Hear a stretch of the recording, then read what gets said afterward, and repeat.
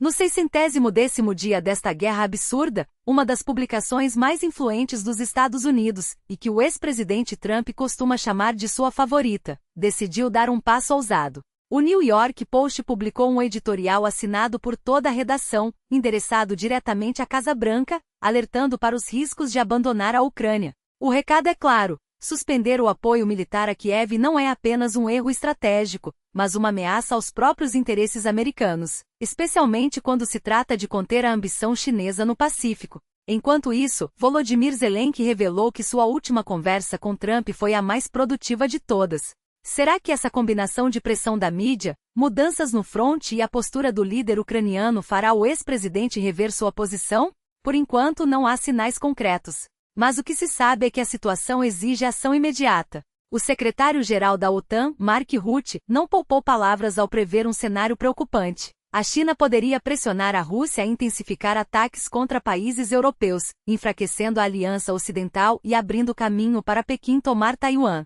Pode parecer exagero, mas a dependência de Moscou em relação a Pequim é real. E quando um país está nas mãos de outro, as opções se resumem a obedecer, mesmo que isso leve a um desastre. Nos aeroportos russos, o caos se instalou. Centenas de voos cancelados, passageiros presos por horas, terminais fechados e serviços essenciais paralisados. Tudo isso por causa de um ataque ucraniano com drones que, com um esforço mínimo, causou um estrago desproporcional. Se foi tão fácil assim, por que não esperar que esses ataques se tornem rotina? A 150ª Brigada da Marinha Russa, antes considerada uma unidade de elite, agora é alvo de críticas duras. Não foi só seu comandante, o general Gubarel, que caiu em desgraça. Relatos de soldados e até mesmo informações de inteligência confirmam: a moral das tropas está em frangalhos. O tenente-coronel Sviatoslav Golikov da reserva descreve um cenário desolador: soldados exaustos, sem entender o propósito da guerra, vivendo sob pressão constante dos superiores. E Pavel Gubarel, um dos líderes separatistas, compartilhou um depoimento chocante de um soldado russo que apelou diretamente ao presidente. Segundo ele, os ataques são uma linha de produção da morte, onde as chances de sobrevivência dos russos são quase nulas. Enquanto isso, o Kremlin resolveu o problema da transparência da maneira mais covarde, escondendo os dados. Estatísticas sobre mortalidade, demografia e até mesmo o número de baixas militares foram classificadas como segredo de Estado. Mas o cheiro de morte já se espalha pelas cidades, e não há como fingir que nada está acontecendo. Agora voltemos ao que realmente importa: a urgência de agir. O New York Post não mediu palavras ao afirmar que Trump precisa reverter a decisão de cortar a ajuda à Ucrânia. Para o jornal, a suspensão dos envios de armas é um erro colossal. O Pentágono deve retomar o apoio imediatamente porque cada dia de hesitação fortalece Putin e enfraquece o Ocidente. Os argumentos são irrefutáveis.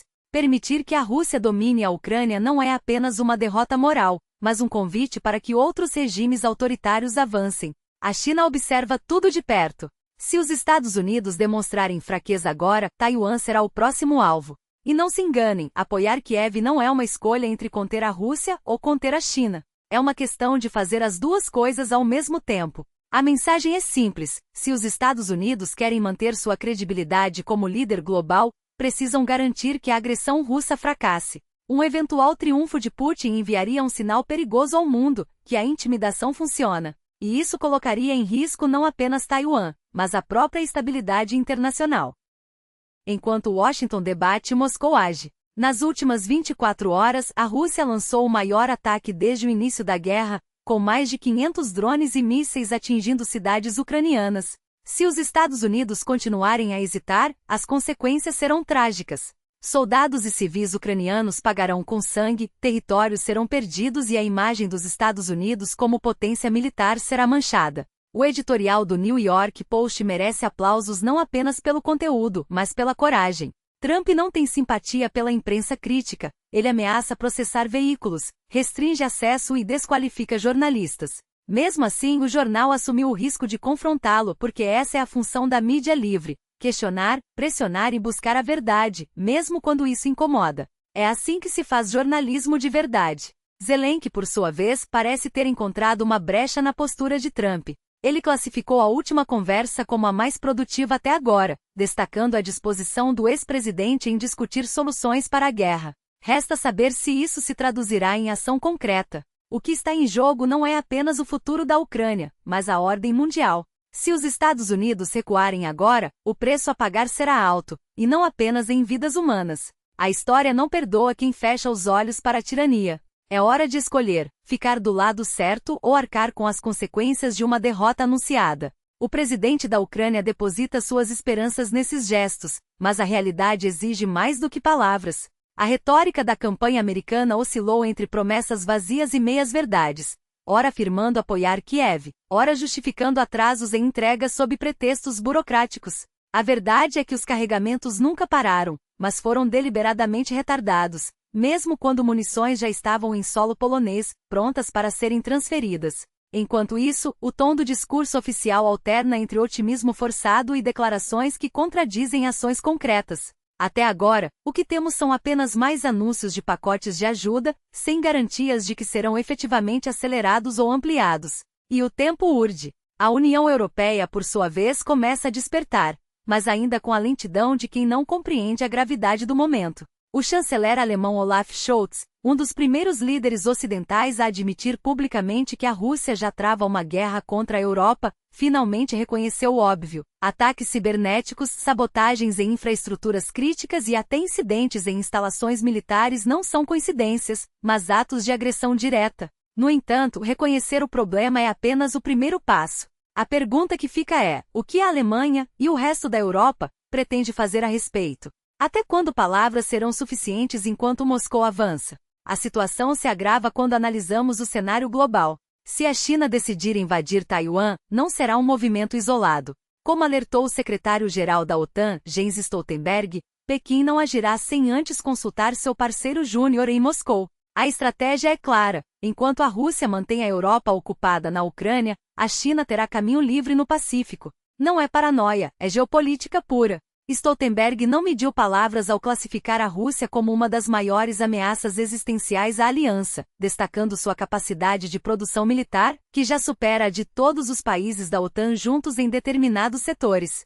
Se antes havia dúvidas sobre a resiliência do complexo industrial russo, hoje os números não mentem. Em 3 meses, Moscou produz mais munições do que o Ocidente em um ano. E isso não é apenas uma questão de volume, é uma demonstração de que o regime está disposto a sacrificar tudo, inclusive seu próprio povo, para sustentar a máquina de guerra. Enquanto isso, o Kremlin recorre a métodos cada vez mais desesperados para compensar suas perdas. Além do recrutamento massivo de mercenários em países da África e da Ásia, Moscou agora busca envolver nações parceiras sob o disfarce de projetos humanitários. O caso mais recente é o do Laos, cujo governo, pressionado pela dependência econômica, concordou em enviar até 50 militares para desminar áreas na região de Kurs. Oficialmente, trata-se de uma missão de reconstrução. Na prática, é uma forma de legalizar a presença de tropas estrangeiras em solo russo, que poderão ser usadas como força auxiliar no fronte ucraniano. A mesma lógica se aplica à assistência médica oferecida a soldados russos feridos, uma cortina de fumaça para encobrir o apoio logístico a uma guerra de agressão. A Ucrânia, por meio de sua inteligência militar, já documenta esses movimentos, mas o mundo parece preferir fechar os olhos. O que muitos não percebem é que cada concessão, cada hesitação, cada dia perdido fortalece o cálculo de Putin. Se a Europa não reagir agora, por que reagiria depois? Se a OTAN não se mobilizar diante de uma invasão clara, o que a impediria de fazer o mesmo quando a próxima crise surgir? A verdade é que o Ocidente ainda aposta na estratégia errada, acredita que o medo de uma escalada o salvará, quando, na realidade, é justamente esse medo que alimenta a audácia dos agressores. O momento exige mais do que discursos. Exige que a Europa entenda de uma vez por todas que a guerra já chegou às suas fronteiras, não como uma ameaça futura, mas como uma realidade presente. Quando isso acontecer, quando o continente perceber que não há mais tempo para adiamentos, talvez então as tropas ocidentais sejam enviadas à Ucrânia. Não para lutar no lugar dos ucranianos, afinal, nenhuma força europeia está à altura do exército ucraniano em experiência de combate, mas para garantir que a linha de defesa não seja rompida. Porque no fim das contas a escolha não é entre intervir ou não, é entre agir agora ou enfrentar as consequências de uma derrota que já se desenha no horizonte. E a história, como sempre, não perdoará os que escolherem esperar. Mas para assegurar áreas estratégicas e proteger fronteiras onde a ameaça se faz mais presente, A fronteira com a Bielorrússia, por exemplo, poderia ser reforçada por contingentes ocidentais, liberando as forças ucranianas para se concentrarem diretamente no fronte. Enquanto isso, Moscou não perde tempo, intensifica sua presença militar na Armênia, explorando as tensões com o Azerbaijão para ampliar sua influência no Cáucaso. Segundo a direção principal de inteligência do Ministério da Defesa da Ucrânia, a Rússia acelera o recrutamento de reservistas e veteranos nas regiões de Rostov e Volgogrado, além de mobilizar voluntários na Ossétia do Norte, com o claro objetivo de pressionar politicamente toda a região.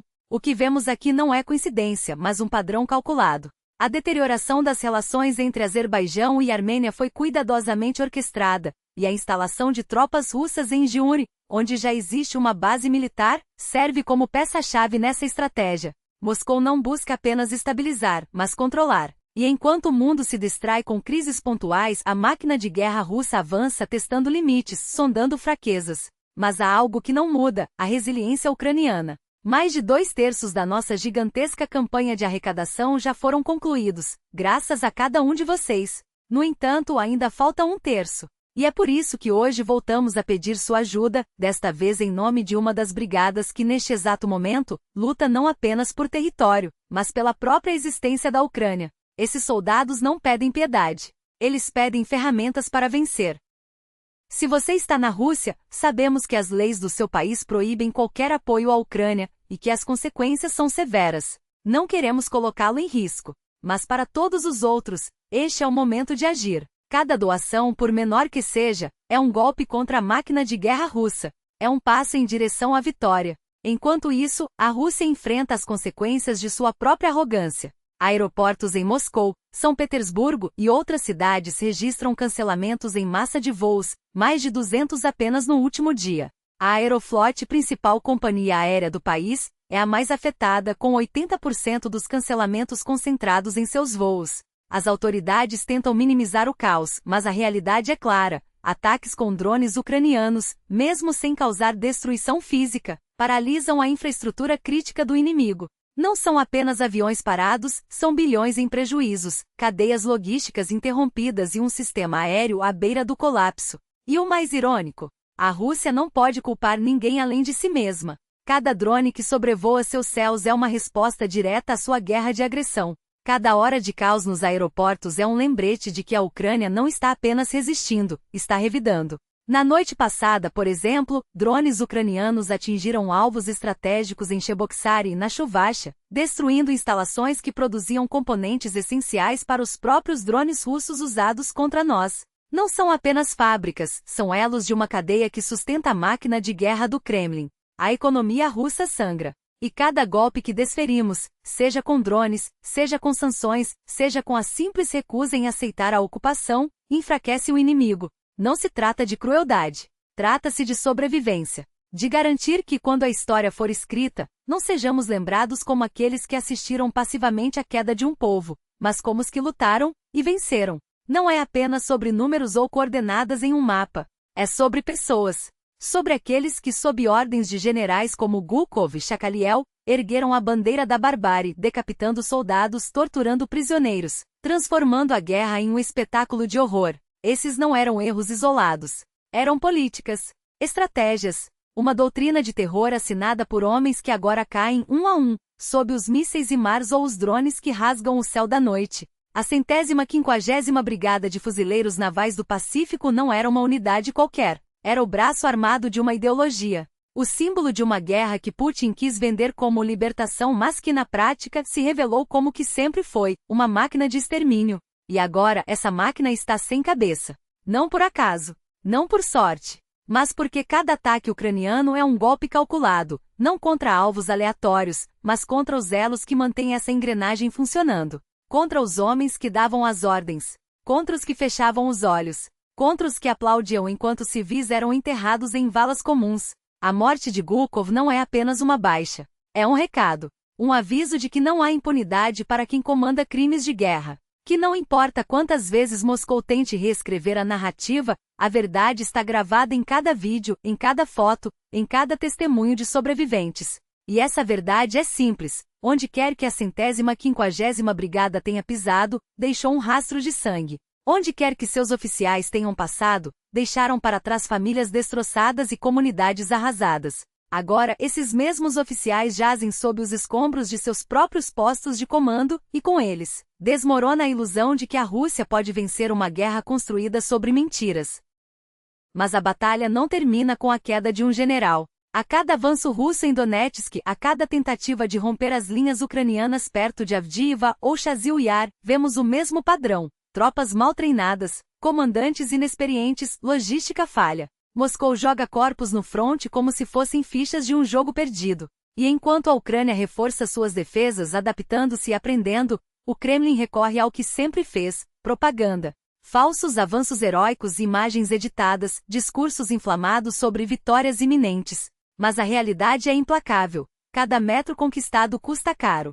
Cada aldeia tomada é um cemitério de soldados russos, enviados para morrer em nome de uma causa que nem eles entendem. E é aqui que a resistência ucraniana se torna ainda mais crucial. Não se trata apenas de segurar posições. Trata-se de desmantelar, peça por peça, a máquina de guerra russa. De garantir que cada general morto, cada depósito de munição destruído, cada drone que intercepta um comboio de suprimento seja um prego no caixão do regime. Porque essa guerra não será vencida apenas no campo de batalha. Será vencida na capacidade de persistir quando o mundo se cansa. De resistir quando os aliados hesitam, de lutar mesmo quando as forças parecem desiguais. A Ucrânia não está sozinha nessa luta, mas é ela que carrega o peso da história nos ombros.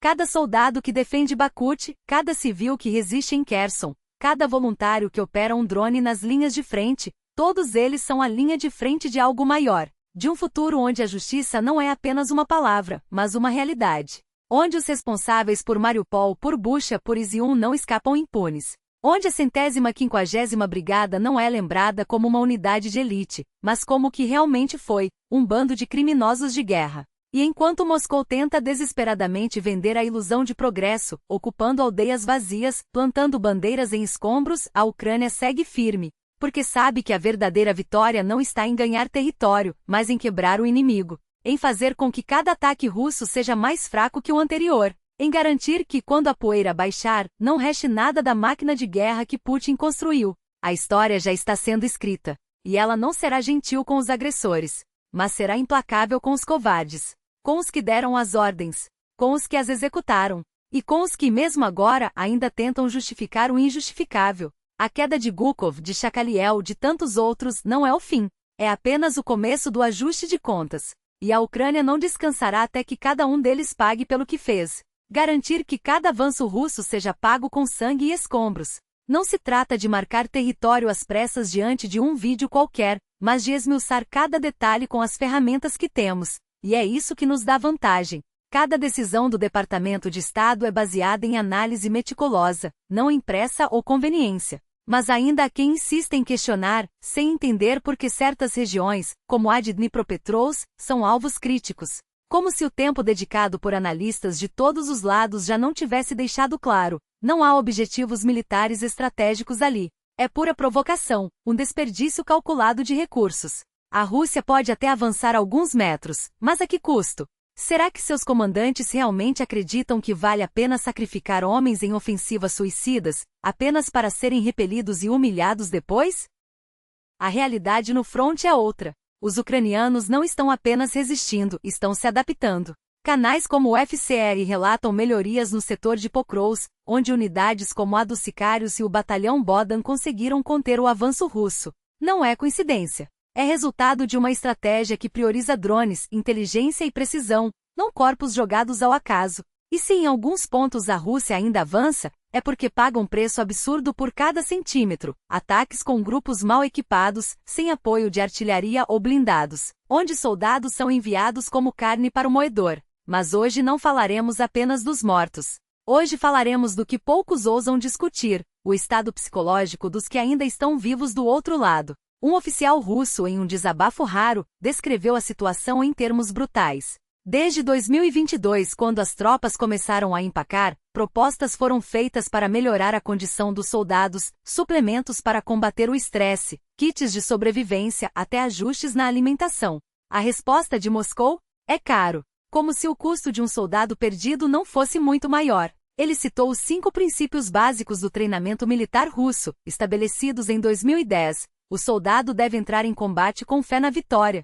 confiança em seus camaradas, certeza de que cada ordem foi bem planejada, treinamento adequado e equipamento superior. Mas a realidade é outra. A fé se esvai quando você vê seus companheiros serem despedaçados por drones enquanto avançam a pé sem apoio. A confiança some quando percebe que as ordens vêm de generais que nunca pisaram no fronte. E o equipamento?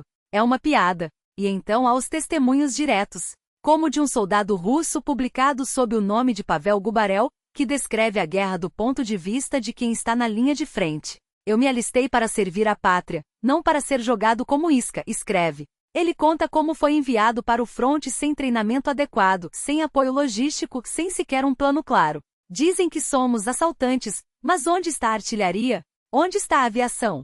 Nos colocam em veículos sem blindagem e nos mandam avançar sob fogo de drones e mísseis. Não é uma operação militar, é um massacre. Ele questiona Putin diretamente. Por que nossos soldados são tratados como descartáveis? Por que não há estratégia, apenas carne para o moedor? A resposta, claro, não virá. Porque o Kremlin não se importa com estratégia, só com números. Com a ilusão de progresso, mesmo que isso signifique enviar homens para a morte em ondas sucessivas. Mas cada um desses soldados tem um rosto, uma família, uma história que será interrompida. E enquanto Moscou tenta vender a narrativa de uma guerra controlada, a verdade é que o moral russo está em frangalhos. Suicídios, deserções, soldados que se rendem aos montes, os sinais estão por toda parte. A Ucrânia não precisa vencer apenas no campo de batalha. Ela precisa vencer na mente de cada russo que ainda acredita na mentira. E isso, no fim, será a derrota mais dolorosa de todas. E esses números não são apenas estatísticas frias, são covas recém-escavadas em cemitérios que se expandem como metástases pelo território russo. Cada quadrado de 220 túmulos não é um dado demográfico, é um silêncio forçado, uma família que nunca mais ouvirá a voz de um filho, um pai, um irmão. E enquanto o Kremlin esconde os números como quem esconde um cadáver debaixo do tapete, a realidade grita nas imagens que vazam. Filas intermináveis de caixões, covas abertas em ritmo industrial, a terra engolindo uma geração inteira de homens que poderiam estar construindo, amando, vivendo. Mas o que dói mais não é a morte em si, é a forma como ela chega. Não como um sacrifício nobre, mas como desperdício calculado. Soldados enviados para a linha de frente sem apoio de artilharia, sem drones suficientes, sem cobertura aérea, enquanto o inimigo opera com precisão cirúrgica. Cada movimento monitorado, cada posição esmagada antes mesmo que o primeiro russo consiga erguer a cabeça. E quando um desses homens ousa questionar, quando um Pavel ou um Mikhail escrevem cartas que nunca deveriam ter sido necessárias, o sistema responde não com respostas, mas com repressão.